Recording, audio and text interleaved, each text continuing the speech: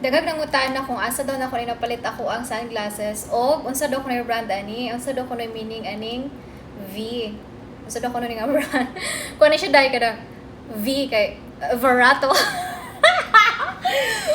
Hoy, Verato honra ni. Verato ra bitaw ni. Mura siya kanang da pandato. O asa gud ka manang kung ingon ani nga sunglass good o. Di ba? Mura jud po siya tupong-tupong po siya og kanang aura sa mga gentlemanster o sa mga sunnies. Di ba? O tapos huy, dili siya halata nga plato hundo.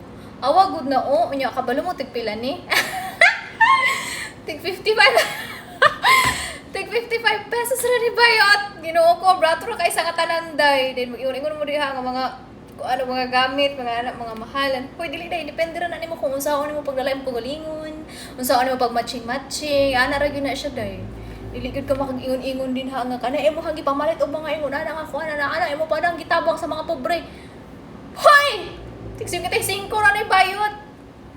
Magkat-on lagi og unsaon pag kuan fashion kay arong maporma ng lawas, maporma ng naw, maporma ng kanang sinuotan. Ana ra na siya.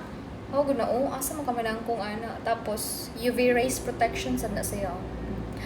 Nagkuan daghan kog mga sunglass kay daot kog mata man gyud. Kanang dili ko kagwantag overinit. Pero makakagwanta ko sa kong kagalingon sa kong kainit. Oh, diba? Oh, pak, sino ka dyan? Ha? Asa ta mo travel? Hata mo adto? Ha? Ha mo adto?